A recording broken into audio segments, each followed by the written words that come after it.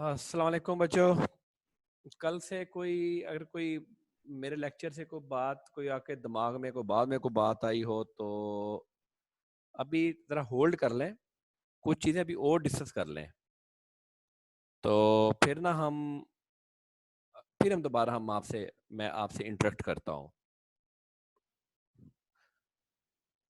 अभी हम कल वाली बात पे दोबारा चलेंगे। मैंने किताब आपकी होल्ड की हुई है, मैं आपको ज़रा कंसेप्चुअल दे रहा हूँ पब्लिक इशू का। बेसिकली हम इसको पब्लिक इशू बोलते हैं कि the shares are issued to the general public. इसको आम जबान में हम पब्लिक इशू बोलते हैं। रीसेंट अगर हम बात करें तो रीसेंट इंटरलूप ने जो है वो पब्लिक इशू में गई। इंटरलूप जो है वो उसने अपने शेयर जो है वो जनरल पब्लिक में लॉन्च किए। तो हम फिर अभी डिस्कशन शुरू करते हैं। कुछ बातें कल की मिलाएंगे और कुछ बातें फिर आज हम मजीद लेके आगे चलेंगे। हम फिर बात करते हैं जनाब से अल्फा लिमिटेड।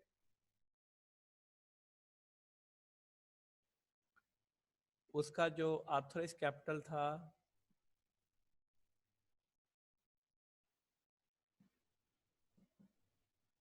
वो था से हमने क्या बनाया हुआ था, मेरा ख्याल है हमने 50 million shares of rupees 10 each. तो डेट इज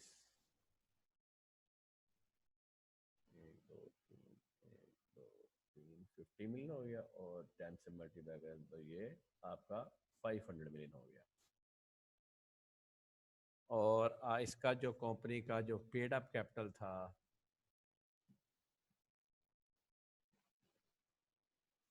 वो था से 20 मिलियन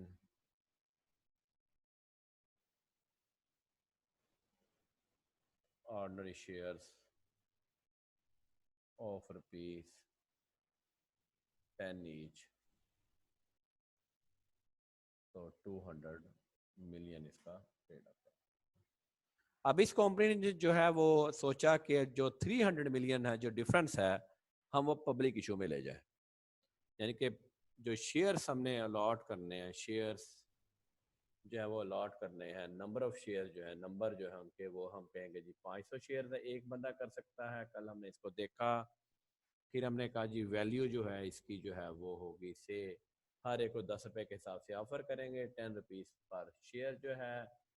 और हमारी जो मिनिमम सब्सक्रिप्शन है, हमने जब अब ये लॉ के वर्ड्स हैं, मिनिमम जो सब्सक्रिप्शन है, मिनिमम सब्सक्रिप्शन किसको बेटा कहते हैं?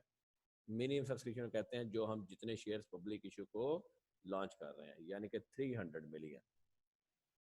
300 मिलियन जो है ये मिनिमम सब्सक्रिप्शन है। और जब हम पब्लिक इशू में जाना है तो हमने क्या अरेंज करना है? हमने साथ 100% अंडर राइटर्स, ये कल मैं कंसेप्ट जो है वो कल हम डिस्कस कर दिया है। 100% अंडर राइटर्स जो है वो अरेंज करने हैं, वो फाइनेंशियल इंस्टीट्यूशन होंगे। और हम अगर हिसाब लगाएं तो तो कितनी एप्लीकेशन लगानी चाहिए थी? 60,000। यानी कि नंबर ऑफ, अगर सारी एप्लीकेशन पब्लिक इशू से आए तो नंबर ऑफ एप्लीकेशंस कितनी आए? 60,000 जी। और फिर हम इसमें बात करें कि जिस दिन आपकी प्रॉस्पेक्टस जो है वो प्रॉस्पेक्टस जो है that is approved by the commission, approved by commission before launching into general public, launching into general public बकायदा पहले वो कमीशन उसको अप्रूव करता है। और जिस दिन वो जनरल पब्लिक में लॉन्च होती है हम उसको कहते हैं इशू डेट, हम उसको कहते हैं इशू डेट। और हमेशा कोई ना कोई, जिस तरह मैं कहता हूँ लास्ट डेट ऑफ एडमिशन होता है, इस तरह last date of the apply होता है कि अब शेयर होल्डर ने, अब बेटा शेयर होल्डर ने ऑफर करानी है, अब शेयर होल्डर ने ऑफर करानी है कि जी शेयर होल्डर जो है वो अब अप्लाई करेगा फॉर दी शेयर और उसकी कोई ना कोई लास्ट डेट होगी, और लास्ट डेट जनाब होती है डेट इज कॉल्ड द, उसको बोलते हैं सब्सक्रिप्शन डेट। सब्सक्रिप्शन डेट, जो लास्ट डेट होती है उसको हम बोलते हैं सब्सक्रिप्शन डेट। और सब्सक्रिप्शन डेट बेटा होती है हमेशा ड्यूरिंग बैंकिंग आवर्स। ये सारा प्रोसेस आपका बैंक्स के थ्रू चलता है, बैंकिंग आवर्स। अब वो कैसे चलता है वो मैं अभी आपको एक्सप्लेन करता हूँ। मैं और इसमें इशू डेट में और सब्सक्रिप्शन डेट में जो मिनिमम गैप है वो 7 डेज का है। मिनिमम गैप जो है ये 7 डेज का है, और मैक्सिमम गैप जो है वो 30 डेज का। देखिए आज अगर कोई कंपनी जनरल पब्लिक में, खैर ये डेट बढ़ भी सकती है, ये जब हम मैं डिटेल में पढ़ाऊंगा तो मैं फिर वो वहाँ डेट्स हम डिस्कस करते जाएंगे। आज अगर कोई कंपनी पब्लिक इशू में आ जाए और कहे जी मेरे पास, आप जैसे मैं जल्दी कहूँ कि आप लोग मेरे पास एडमिशन लेने आए, और मैं कहूँ कि जनाब अभी तो क्लास शुरू होगी नवंबर में, तो आप ना एडमिशन अभी ले लें, तो बेटा आप एडमिशन नहीं लेंगे, आप कहेंगे नवंबर में देखेंगे। नवंबर में शायद आप वैसे ही भूल जाएं, शेयर लॉट करना में जैसे मैं बात करूँ तो नवंबर में वैसे ही भूल जाएं। तो same is the case is here. इसमें ये भी नहीं हो सकता कि मैं कहूँ जी अच्छा ये आप आज प्रॉस्पेक्टस ले जाएं और कल तक आप शेयर लॉट कर दें, ऐसे भी नहीं हो सकता। एक रीजनेबल टाइम दिया जाता है, और एक मैक्सिमम टाइम जो है वो भी रीजनेबल होता है, डेट इज 7 to 30 डेज। इस दौरान अपने अपने शेयर आपने जो है वो, अब पहले कंपनी ने क्या किया, कंपनी ने इनविटेशन टू ऑफर किया है, कंपनी ने इनविटेशन टू ऑफर किया है, फिर शेयर होल्डर ऑफर करेगा कि मैं अब शेयर खरीदना चाहता हूँ। फिर कंपनी जो, अब मैं एम लॉ के लफ्ज बोल रहा हूँ, फिर कंपनी जो है वो एक्सेप्टेंस करती है कि जनाब आपके शेयर्स आपको अलॉट करने या नहीं करने। क्योंकि हर आपको कल हमने देखा कि हर बंदे को शेयर जो है वो अलॉट नहीं हो सकते। अगर एप्लीकेशन ज़्यादा आ जाएं तो फिर हर बंदे को फिर वो बैलेटिंग होती है।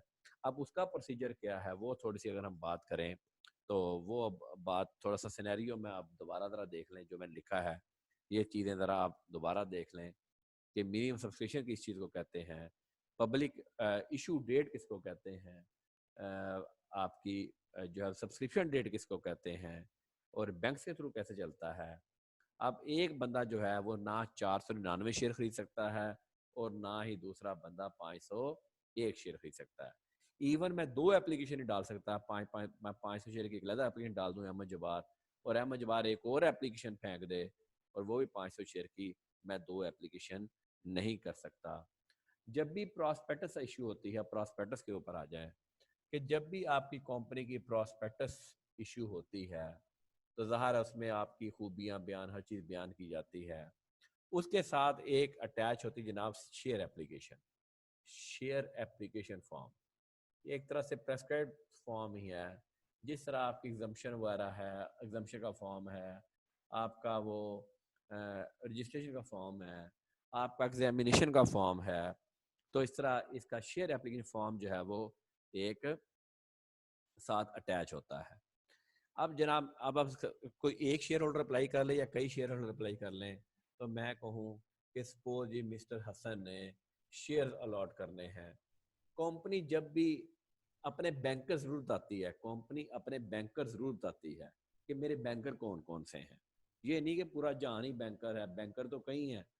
तो कंपनी मतलब खुद बताती है कि जनाब आप एप्लीकेशन दे सकते हैं किस किस को, जनाब एमसीबी में आप जनाब दे सकते हैं जी, बैंक अल फलाह में, और आप एप्लीकेशन दे सकते हैं नेशनल बैंक ऑफ पाकिस्तान में।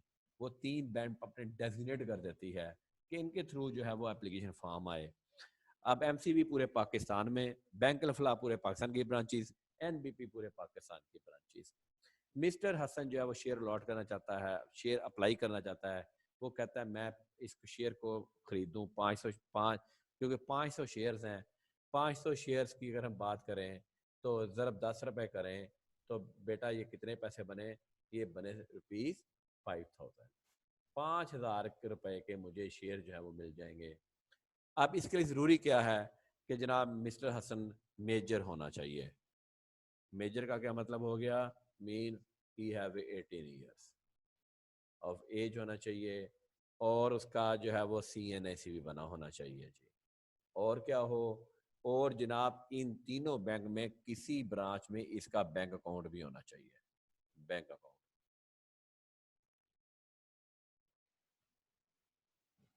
एमसीबी में, फैसलाबाद में एमसीबी में अगर मिस्टर हसन का बैंक अकाउंट है तो मिस्टर हसन जो है वो शेयर जो है वो अलॉट कर सकता है, अपना वो शेयर जो है वो अप्लाई कर सकता है। लो जी, यहां से अब आगे चलते हैं जी। अच्छा, अब मिस्टर हसन ने क्या करना है, शेयर एप्लीकेशन फॉर्म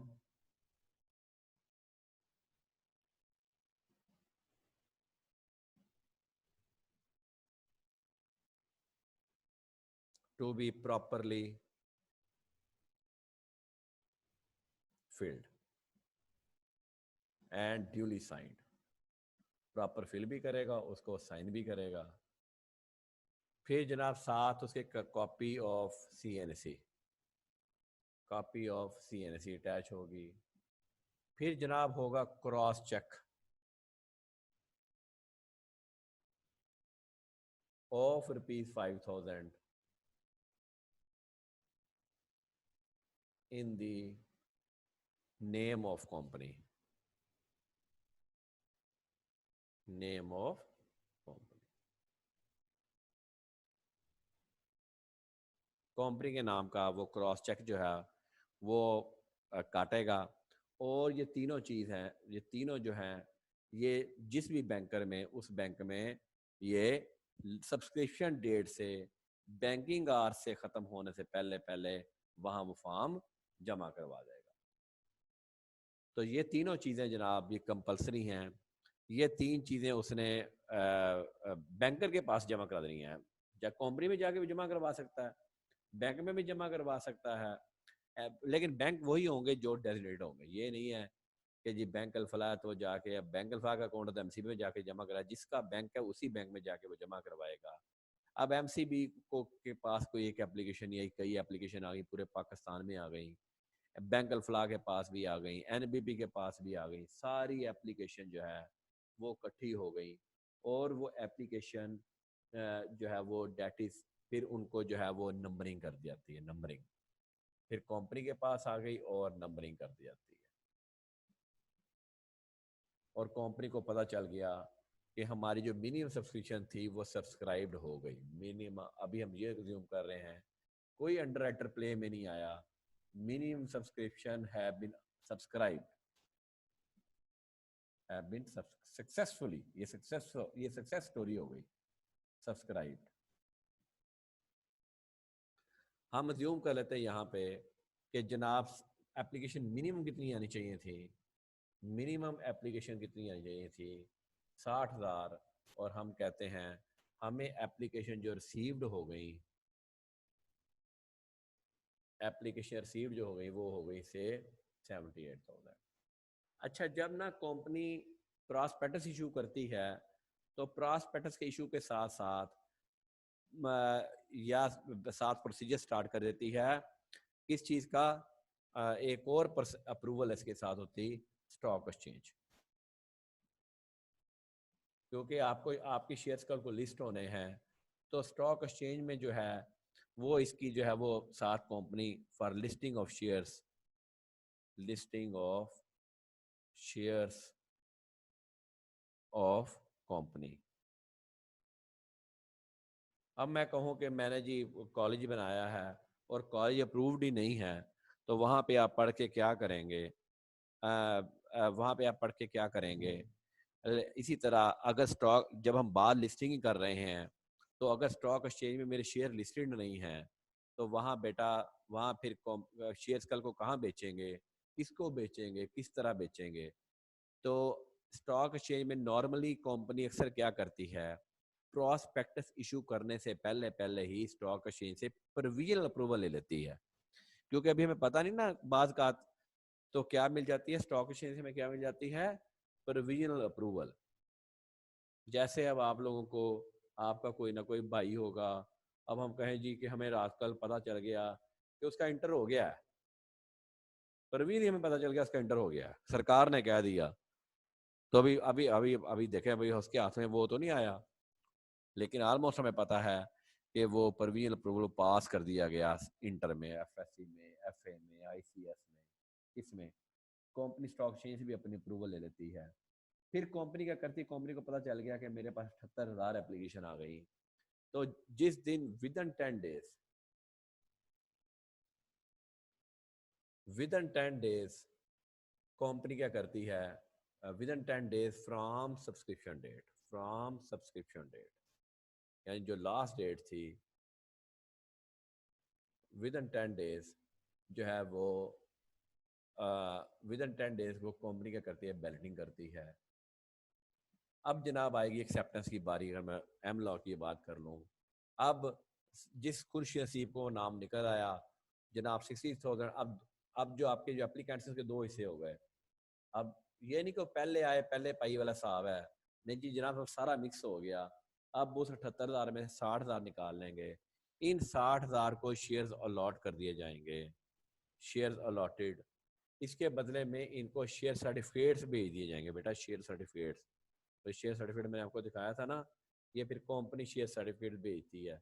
मेरे पास भी एक फातिमा शुक्र के शेयर पड़े हैं, वो मैं आप कोशिश करूँगा, मेरे मैंने भी अप्लाई किए थे, मेरे भी शेयर निकल आए थे, तो वो मैं आपको जो है वो आपको जो है ना वो मैं आपको उसकी कॉपी भी भेज दूंगा। और इन 18,000 को, ये जो कि अनसक्सेसफुल एप्लीकेंट्स हैं, ये क्या है बेटा, अनसक्सेसफुल एप्लीकेंट्स हैं,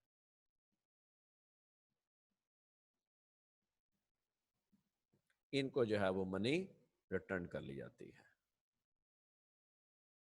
तो इस तरह आपका जो पब्लिक इशू है वो सक्सेसफुल हो गया, आपका पब्लिक इशू जो है वो सक्सेसफुल हो गया। This is a whole story, this is a whole scenario कि किस तरह आपका जो है वो चीजें चलती हैं। लो जी, अब बेटा सवाल बोलो जी, ask the question.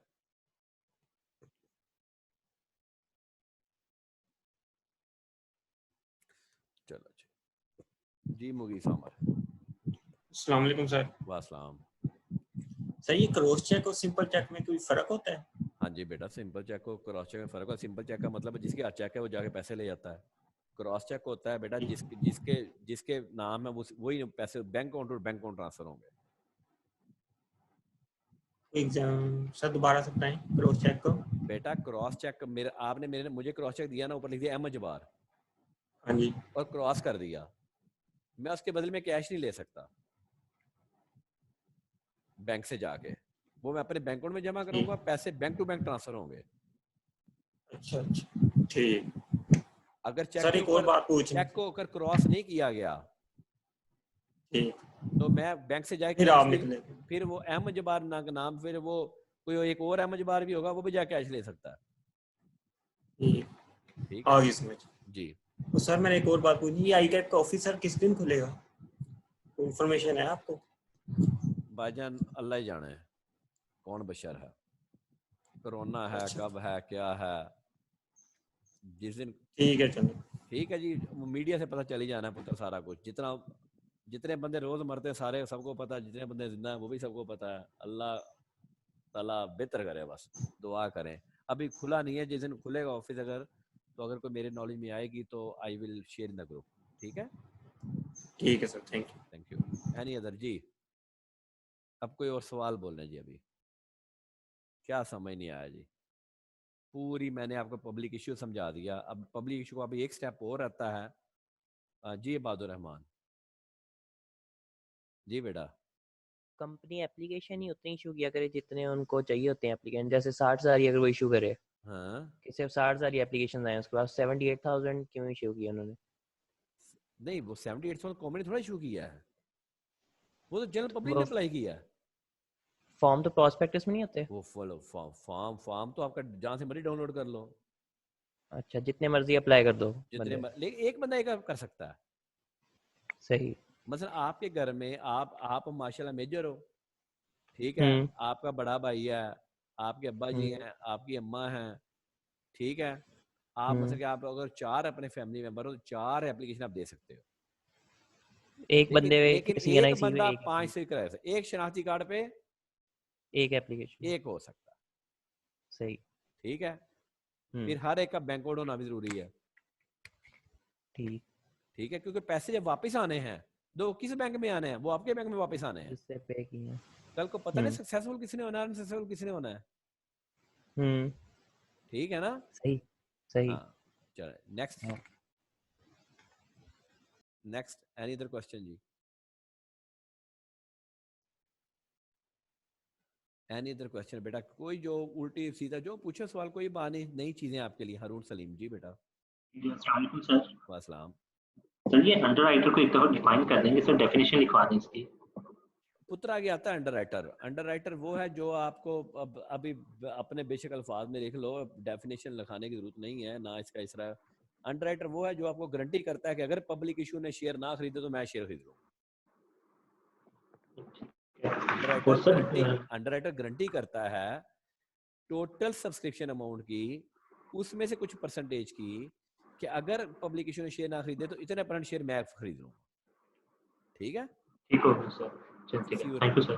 Fasih Rahman जी बेटा।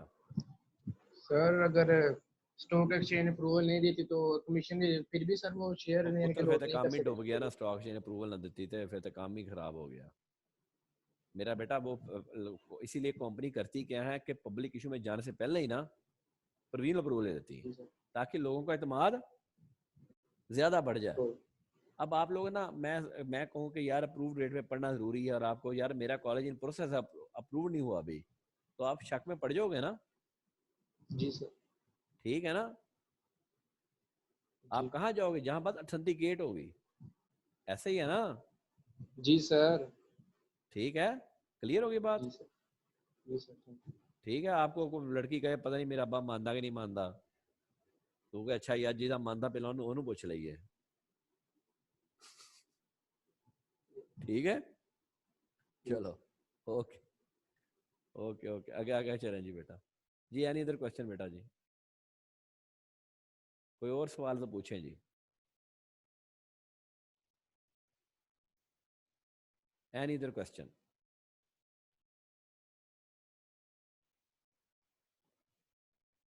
A lot of people are there and nobody's। अच्छा जी गर्ल्स जरा रेज हैंड करेंगी जी। गर्ल्स जितनी भी है सिर्फ वो रेज हैंड करेंगी। बेटा आप लोग रेज हैंड करो गर्ल्स। हनफा महर चलें चलती हैं गर्ल्स, रेड हैंड करें। शाबाश बेटा आप लोग।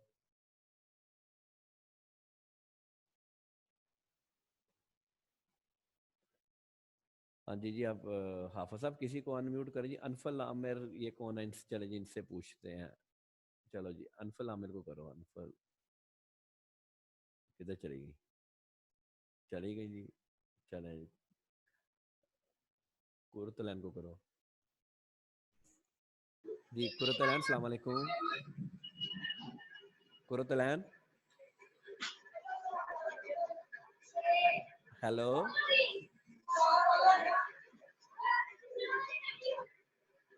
अस्सलाम वालेकुम। चलें जी वो सुन ही नहीं है, पता नहीं। सवाल पूछा करें, आप लोग भी सवाल पूछा करें। इतनी गर्ल्स है माशाल्लाह, तो आप क्वेश्चन पूछा करें। ओके लोअर हैंड ठीक है, लेकिन आपको मैं एडवाइस कर रहा हूँ कि आप भी सवाल पूछा करें जी। अरबिया अरबिया अरबिया किधर गई? अरबिया अरबिया आयशा नवीद, वो देखो उसने रेरन किया हुआ।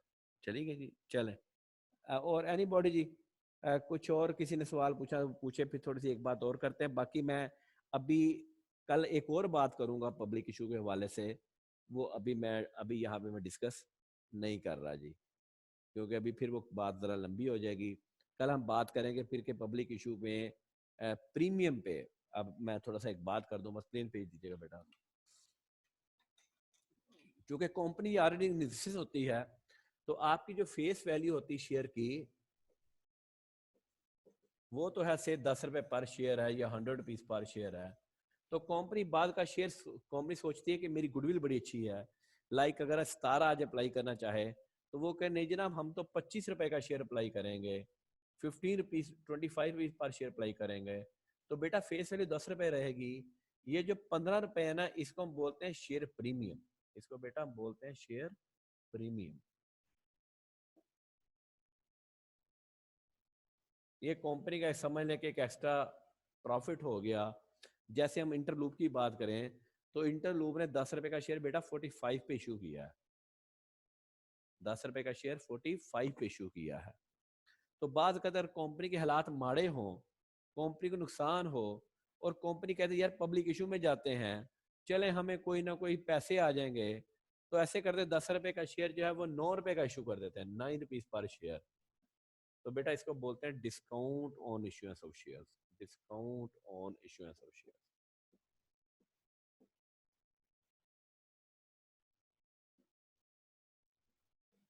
अब ये प्राइस जो है, खैर लॉस तो बहुत बुरे है।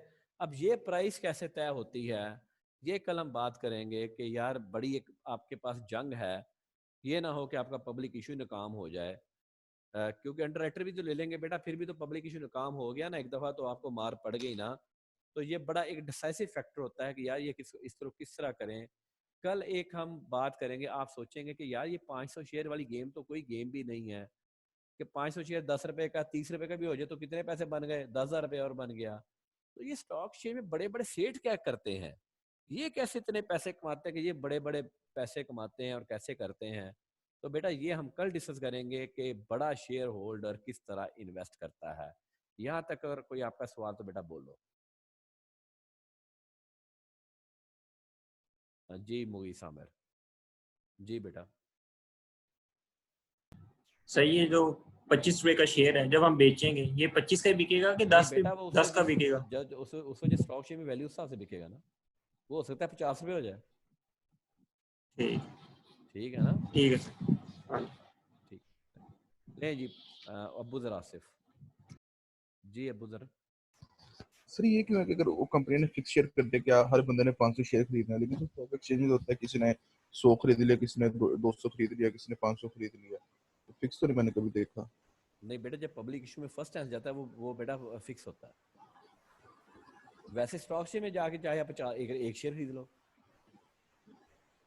यानी कि जब जो फर्स्ट बायर है उसने फिक्स खरीदने हैं। पब्लिक इशू में फर्स्ट टाइम कोई कंपनी जाती है बेटा, वो एक फिगर के साथ जाती है। ओके सर, ठीक है जी सर। हाँ, वैसे आप स्टॉक में जाके किसी के 50 खरीद लो, किसी के 60 खरीद लो, किसी के 70 खरीद लो, किसी के 73 खरीद लो, किसी के 74 खरीद लो, वहां मना नहीं है। यानी सर जो फर्स्ट बायर है उसने वो फिक्स ही खरीदने हैं, उसके बाद हाँ जब अगर वो आगे कंपनी ने जनरल पब्लिक को इशू करना है बेटा, जनरल पब्लिक का मतलब क्या है, बराबरी। जी तो बेटा ये नहीं हो सकता जी सर, कि जी वो कहे जी जिसका नाम एम से शुरू होता है उसको मैं 1000 शेयर ऑफर कर रहे हूँ, ठीक है, और जी जिसका नाम हसीना से शुरू होता है उसको मैं 5000 शेयर ऑफर कर रहा हूँ, ऐसा नहीं होता ना। ठीक है बेटा, जनरल पब्लिक का मतलब क्या है, बराबरी। जी सर, ठीक है, तो ठीक है सर, थैंक यू। अप्लाई की जाती है। बड़ी गेम किस तरह होती है, ज्यादा शेयर किस तरह होते हैं, ये हम कल डिस्कस करेंगे। अभी मैं किताब का चैप्टर नहीं शुरू किया आपके साथ, अभी मैं सिर्फ आपको पूरा कंसेप्चुअल पढ़ा रहा हूँ। कंसेप्चुअल पढ़ने से हमारा चैप्टर भी इंशाल्लाह साथ साथ देखिएगा, हम फिर पढ़ते हैं तो हो जाएगा। चलें जी, ओके जी बेटा, अल्लाह हाफिज जी, thank you very much, so nice of you from today. अल्लाह स्टे ब्लेस्ड बेटा, ऑल ऑफ यू, अल्लाह हाफिज।